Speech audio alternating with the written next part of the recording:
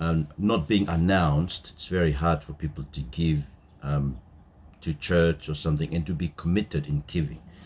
So that's a kind of hypocrisy that has creeped in and has been, I think, founded solid ground in our culture, and especially in the church culture. It's very hard for people to give, to be committed to giving if it's not announced. Anyway, I read to you in the beginning from Matthew 6, 19 to 21, where Jesus is talking about storing up treasures in heaven.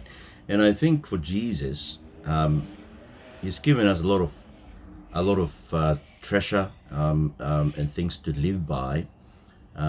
We need to use that with eternity in view. So to store up treasures in heaven, we'll get into that as we go into Paul. A lot of Jesus' principle on giving. Paul himself gives some practical advice based on them. So Matthew 6:25 to 34. Matthew 6:25-34 is about not being worried about your life, what to eat, what to drink, in your body, what to wear. And Jesus said, is not life more than food, and body more than clothes? You look at the birds of the air, they do not sow or reap or store away in barns, and yet your heavenly Father feeds them. And he said, are you not much more valuable than they? See, you got to remember that Jesus was giving this advice to his 12 disciples who have left everything. They literally had nothing. When they heard Jesus speaking these parables, they had nothing. They left everything. They didn't have even a emergency fund. I heard Percy talking about emergency fund. Didn't have even that. So Jesus is kind of encouraging them and saying, look, do not worry. Do not worry about your life, what to eat, what to drink. So I think you have to remember from this that even worrying about money, and I think most of our worry is driven by worry about our financial debts and what, especially here overseas. Worry is a sin. That's what Jesus is saying. We should, rather than worrying, we should trust that our Heavenly Father knows that we need these things, and so we ask Him. For me, for my part, when we don't have any money, I just ask the Lord. I pray and ask, Lord, please give us some money, and I wait. And almost all the time, the Lord has been very faithful in providing for us. So don't worry, that's what Jesus is saying.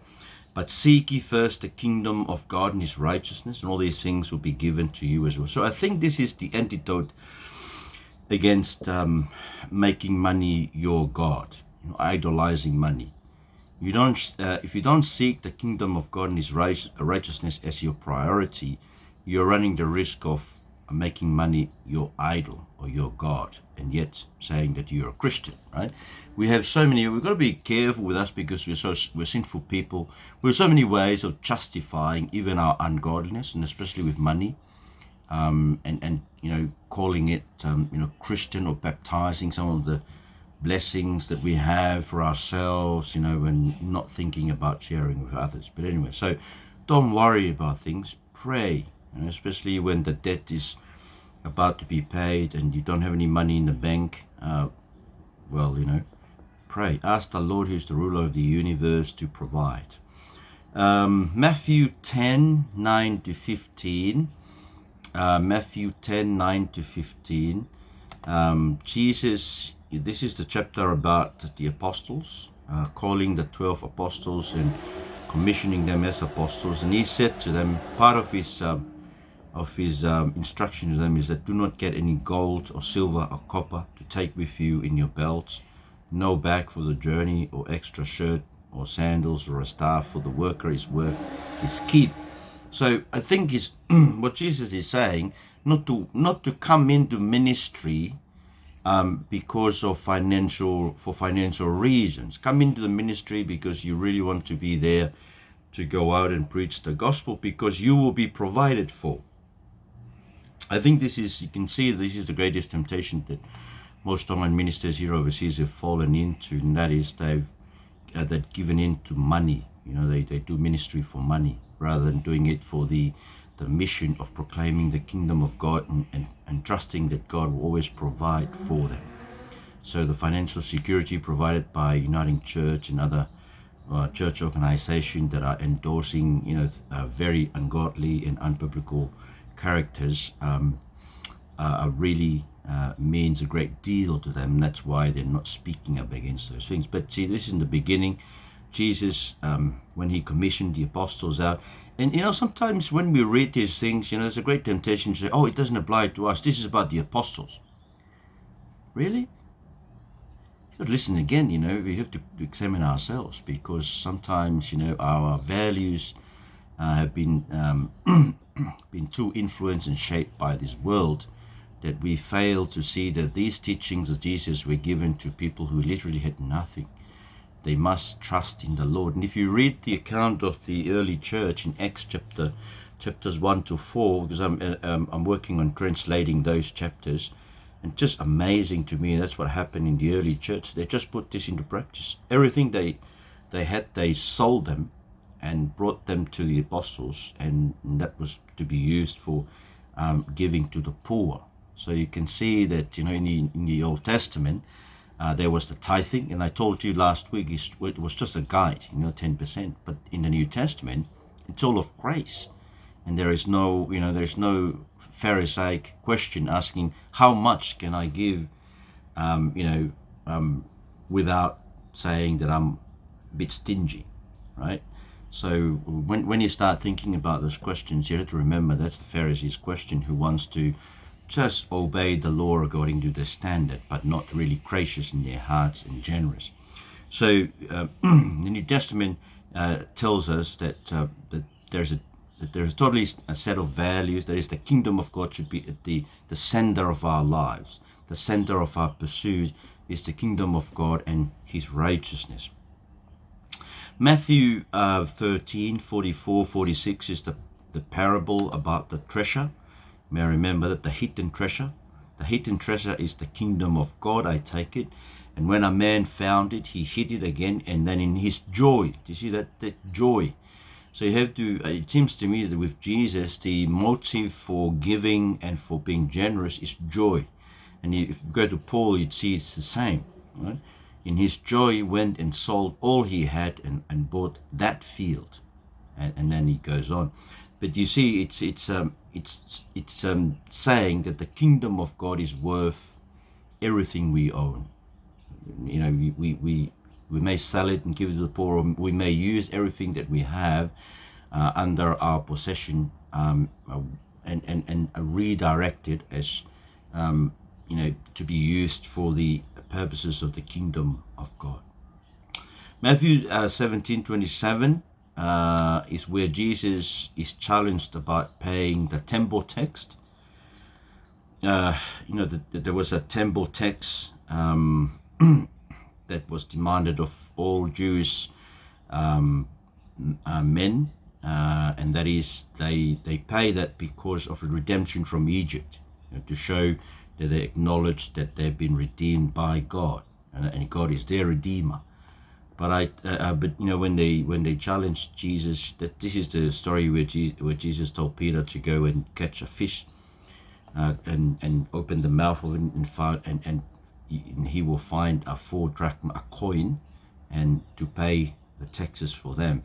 So in Romans 13:7, we're told, give to everyone what you owe them. If you owe taxes, pay taxes. If revenue, then revenue. And if respect, then respect. If honor, then honor. So this is why Christian should always be paying their taxes, not try to get under the radar about it. Matthew 19:21-24. Matthew 19:21-24 is about the rich young ruler having being told by Jesus to go sell all his possessions to give to the poor, and how hard it is. So Jesus indicates to his disciples how hard it is for a rich person to enter the kingdom. So you know the story. This man came to Jesus. He's been a moral man. He's been rich. He's young. So he has all the all the outward expressions of a person who's been blessed by God, or who is deserving of eternal life. But then he didn't have the assurance of eternal life, even though he has kept the law since his childhood. You can see that even keeping the law will not give you the assurance of eternal life. You really need to come to Jesus. And that's what Jesus challenged this man. He said to him, if you want to be perfect, go sell your possessions and give to the poor, and you will treasure, and you will have treasure in heaven. Then come follow me. And when the young man heard this, he went away sad, because he had great wealth. Then Jesus said to his disciples, truly I tell you, it is hard for someone who is rich to enter the kingdom of heaven. So this should be a warning to all of us. You see that Jesus didn't say that it's hard for a sexually immoral, or for an adulterer, or for any other sin. It's not hard for any of those other people who are engaged in those sins to enter the kingdom of heaven, but it's so hard for those who are rich. So greediness, being rich, being wealthy, you run the risk of not entering the kingdom of God. And Matthew 23:23 is the verse that I mentioned to you last week, where Jesus seems to endorse the Pharisees' practice of tithing. So Jesus said in Matthew 23:23, woe to you, teachers of the law and Pharisees, you hypocrites! You give a tenth of your spices, mint, dill, and cumin, but you have neglected the more important matters of the law, justice, mercy, and faithfulness. You should have practiced the latter without neglecting the former. That is, he said, you should have practiced justice, mercy, and faithfulness without neglecting tithing. So Jesus is, of course, here endorsing tithing, but he affirms that it needs to be supplemented by godliness of character. Matthew 25, 16 to 17, if you are preaching from the lectionary of the Wesleyan Church, this is the passage for this Sunday, the story of the talents. The man who gave the talents. In the Tongan translation is taleniti, and I think we've misinterpreted taleniti to, when we talk about taleniti as if, your special gift, like somebody who has a special gift of being able to play the guitar or being able to sing. We talk about taleniti. But in the Bible, taleniti, talent, talentas in Greek, was a currency unit. One talent would worth 20,000 denarii. So 20,000 denarii. So the hired worker is paid 1 denarius a day. So almost like 300 denarii for a year. That's the worth of working for a year. 300 denarii. 20,000 denarii for 1 talent. That's how much money the guy with the 1 talent was given. So you'd see that the story is really about God providing us with all the wealth to be able to live for however long it is. And you can consider that the guy with the 5 talents had about 100,000 denarii. So that's a lot. Considering in those days, 100,000 probably worth millions today. So the story is really told to tell us that everything we have has been provided by God for our use. So your house, your car, your money, the work that you're doing, has been given to you by God to provide for it. But He is expecting you to use that for some profit. That is, to use that for the vision of the kingdom. And you see that at the end, there's no excuse. Remember the guy with the 1 talent? He went off and he hid the master's money, and then, when the master returned, he gave this excuse. And the excuse sounds pretty good. He said, Master, I knew that you are a hard man, harvesting where you have not sown and gathering where you have not scattered seed. So I was afraid and went out and hid your gold in the ground. See, here is what belongs to you. It really sounds good, but I think the story is set to say there is no good excuse at the end. You're given something by God to live by. You're supposed to use that for the purpose of the kingdom. And the Lord is always expecting there must be a profit at the end. You are to produce treasure in heaven. And I think that should be connected to that. So this guy, didn't do anything with. He hid the talent, and I take it that he used it all in himself. He didn't have anything to share with other people. As we saw last week from the Old Testament, there was the expectation that everything you have, there is a share for the poor. There is also a share for the priest. There is also a share for the widow, the fatherless, even the foreigners who come into your midst. So the God is providing for you, to be able to live by, but also this is in the Old Testament, and I think it can also be applied in the story of the distribution of the talents. Matthew 26, 14 to 16 gives us a stern warning about Judas, because Judas followed Jesus for 3 years. But, at the end of it, we find out that he followed Jesus just for money. It was his love of money that at the end he betrayed Jesus. See, we're told in John 12 that Judas, because he was their treasurer, he kept their bag of money. So they have a bag of money. So I should, go back to to what Bessie was saying about having an emergency fund. I'm sure Jesus and the apostles had a bag of money around with them to supply for their need. Where did that come from? Well, in Luke chapter 8, we're told that there were rich women who followed Jesus from all the way from Galilee to Jerusalem. That includes Mary Magdalene. I must remind you that Mary Magdalene was a person possessed by demons. He was not an adulterer or sexual immoral person, as traditions tend to have it. Then those women were rich. There was Susan, who used to be a manager of King Herod's palace. So these were rich women, and they must have provided for Jesus with this bag of money that Judas was the treasurer of. But then, because Judas loved money, at the end, he gave into that. So there's a stern reminder to all of us. We deal with this, especially people like myself as a whaifekau. We're given money by church people because of their love for Jesus. We've got to be careful that we don't love money and eventually betray Jesus for our love of money. And I can see that is the case for most of the Tongan ministers overseas today. Luke 12, Luke 12:21 is the story of the rich fool.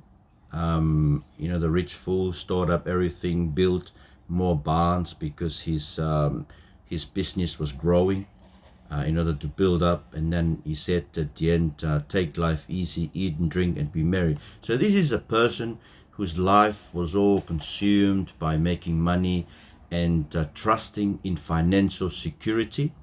So he stored up his money for financial security. As I said, it may be good to have an emergency fund, but in terms of financial security, we must always learn to entrust ourselves to God. This guy, he at the end of his life, he said, take life easy, eat, drink, and be merry. But then God said to him, you fool, see, you fool, this very night your life will be demanded from you, and who will get what you have prepared for yourself? Remember what we said last week from Ecclesiastes, we will all die.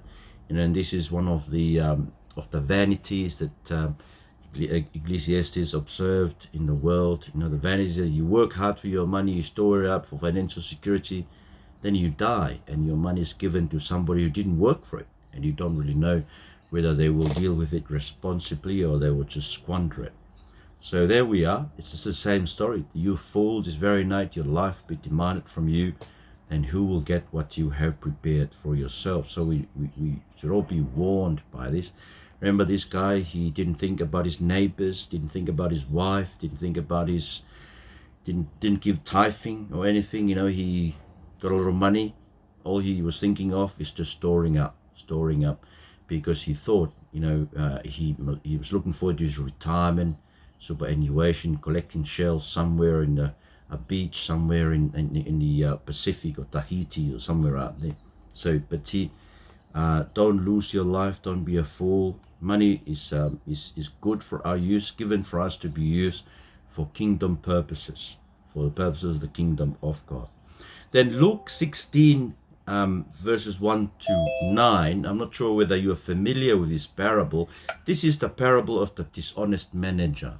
Luke 16, 1 to 9. You may know the story. It's this manager. Right? So I'll read a bit to you, because most of you, and even some of the ministers, they try to avoid this because they don't really know what to do with this story. The story goes like this. There was a rich man whose manager was accused of wasting his possessions, so he called him in and asked him, "What is this I hear about you? Give an account of your management, because you cannot be manager any longer." The manager said to himself, "What shall I do now? My master is taking away my job. I am not strong enough to dig, and I am ashamed to beg. I know what I'll do so that when I lose my job here, people will welcome me into their houses." So you see, if I stop there, you see what's happening. This guy is a manager of his master's money. He knows that, that there comes a time when he will have to stop doing that. So he said to himself, "Look, what should I do this? So what should my future like? See that? What will my future like when my master has taken away his money from me?" And that's the kind of attitude we should have towards money. What should my future look like?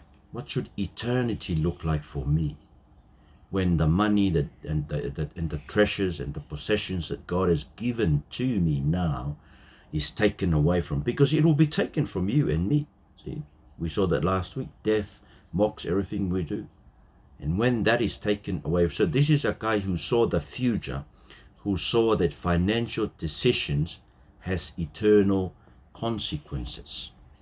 And I think that's why Jesus told the story. And therefore, this parable of the dishonest manager tells us to keep eternity in view in all of your financial decisions, because all your financial decisions have eternal consequences. Luke 16, 13 to 14, Jesus warns that there is a fine line between being mastered by money and by God. Luke 16, 13 to 14. This just followed from that story, the parable of the dishonest manager. And Jesus said, "No one can serve two masters. Either you will hate the one and love the other, or you will be devoted to the one and despise the other. You cannot serve both God and money." So there is a tendency with money, to assert itself to us as God, because it has power. See, money is power. Power to spend your, power to eat, drink, power to live. See, it has power, and we can easily mistake money for God. And that's why Jesus is saying there's a fine line. You have to keep examining yourselves in terms of your financial decisions and in terms of how you use your money, just to make sure that you're not mastered by money. And then he said in verse 14, the Pharisees who loved money heard all this and were sneering at Jesus. See, the Pharisees, these were the religious leaders, these were the faifekaus of Jesus' days. They really fell into the trap of loving money. And I take it that they've left that legacy for all of us who are faifekaus today. We are all running the risk of making money our God, without noticing it. And then the very next story in Luke 16 is about that parable of the, well, it's not a parable because Jesus doesn't say it's a parable. It's just a story that Jesus tells. Luke 16, starting from verse 19, about the rich man and Lazarus, right?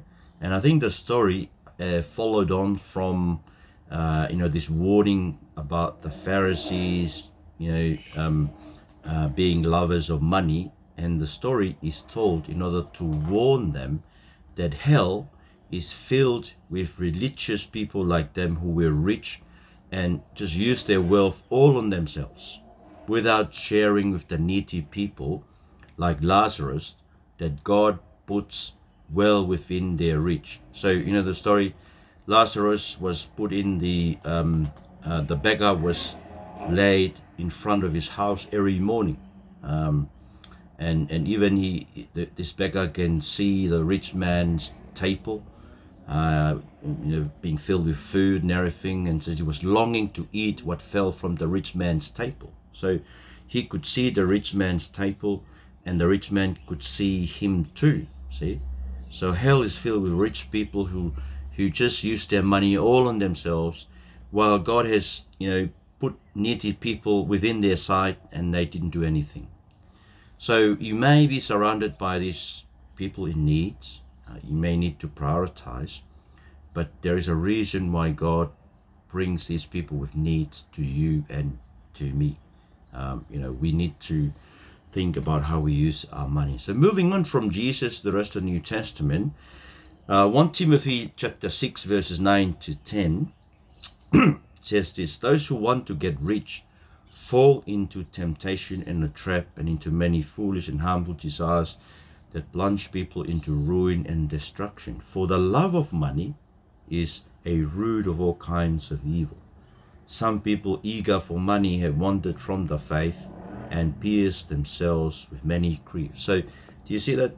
You love money, you wander away from the faith, and it's almost like it's suicide. You're piercing yourself with many griefs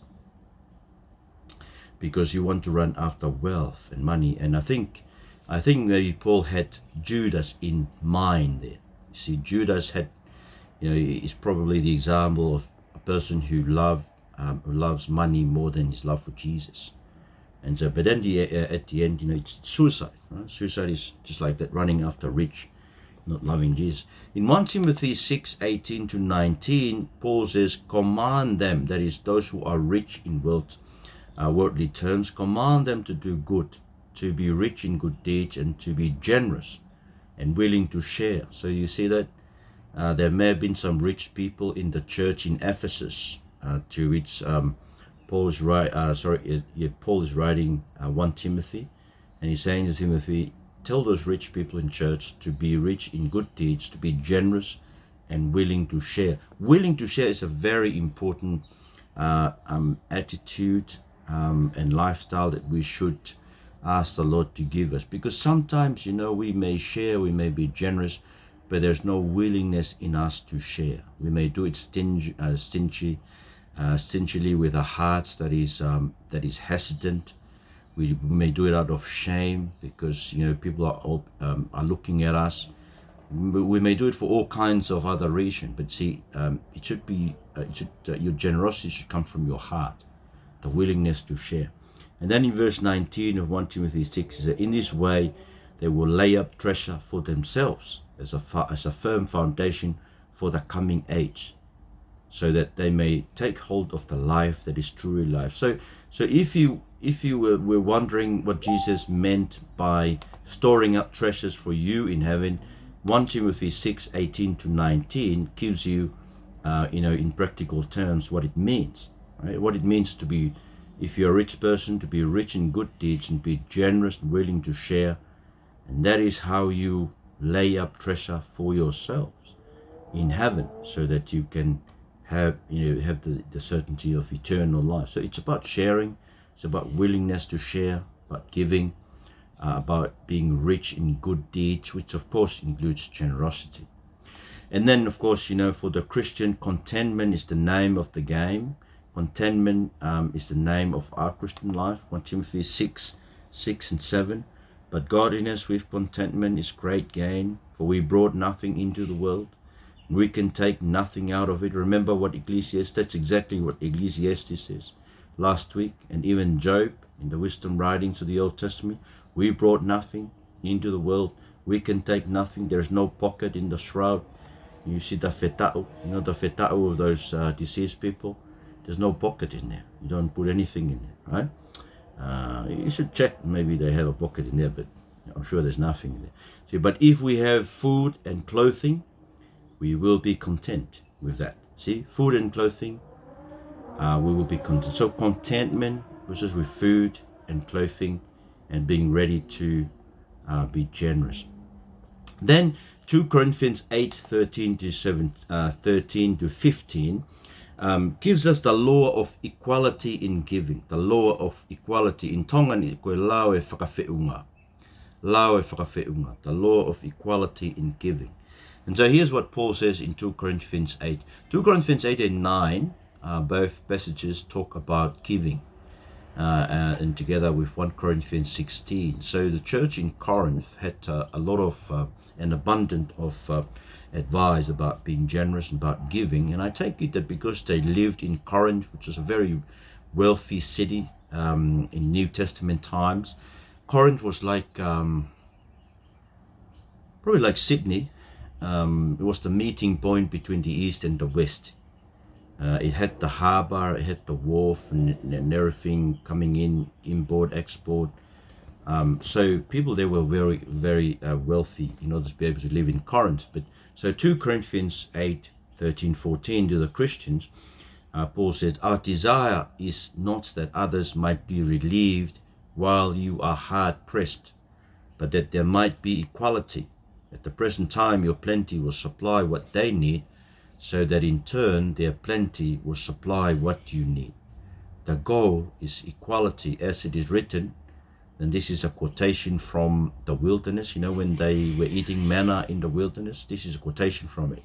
The one who gathered much did not have too much, and the one who gathered little did not have too little.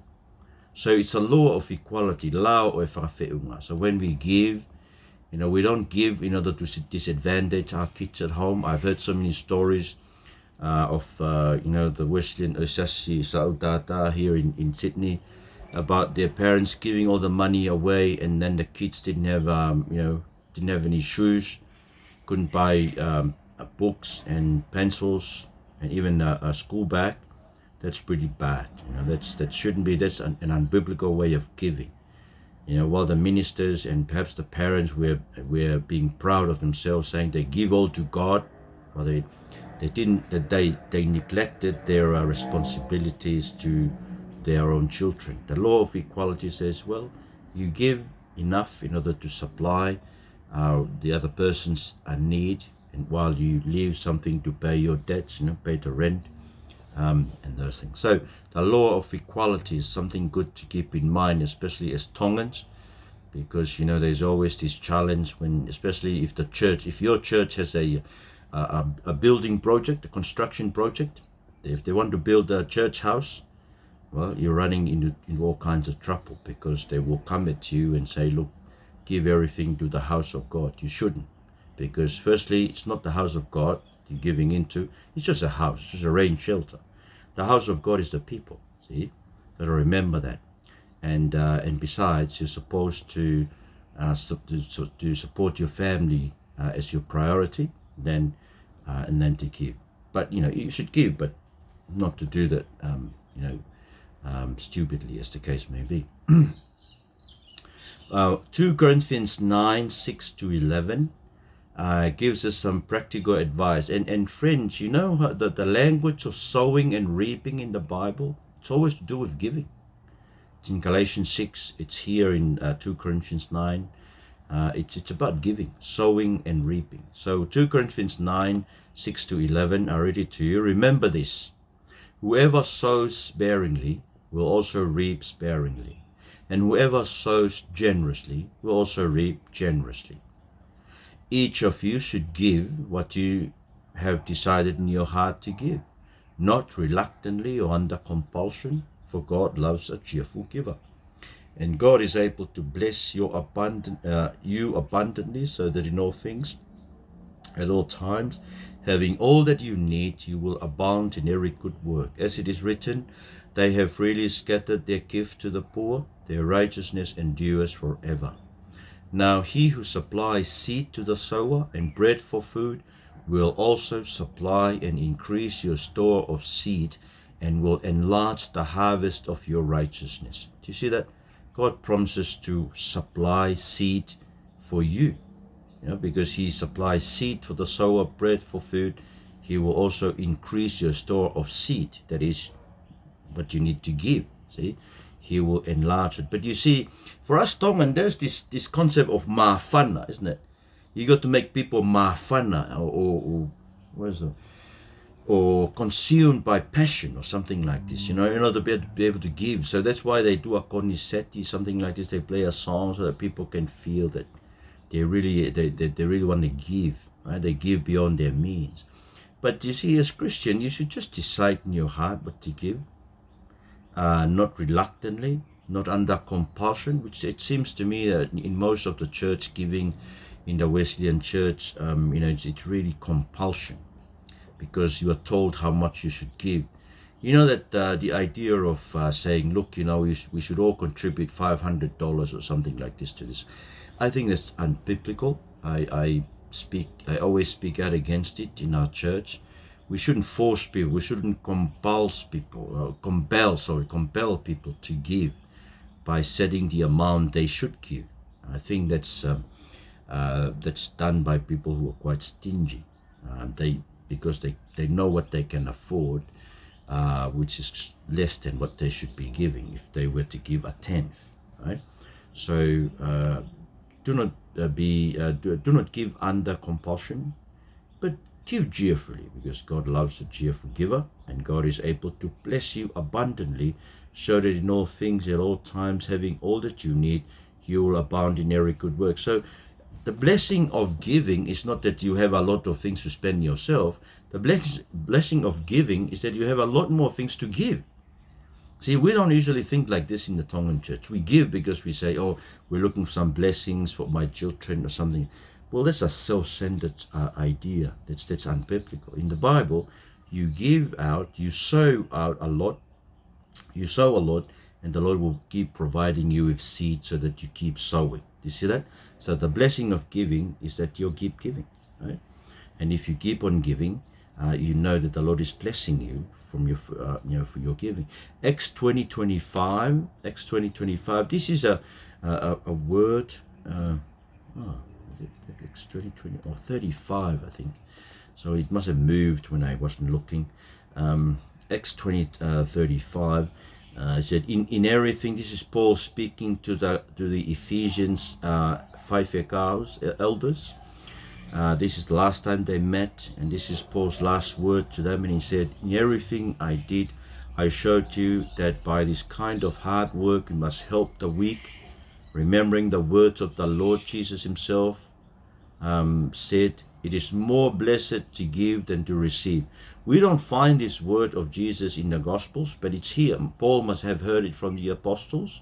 We are told in John 21 that not everything Jesus said or done were written down because it was just too much. So here is one of those sayings that were not written down, but it comes here from Paul's mouth, and it says, and it's about it's in the context of working hard, so that we must help the weak, and that is, it's more blessed to give than to receive, which means that giving itself is the blessing. You don't give in order so that you can find some blessings in God providing something for you to use in yourself. Giving itself is the blessing, right? Because it's more blessed to give than to receive. Bessie and I find it sometimes it's hard to receive something from people because we're so used to giving out. Very hard, but we have to discipline ourselves in order to receive. And this is the same with my setuata. We go out visiting and people give us something,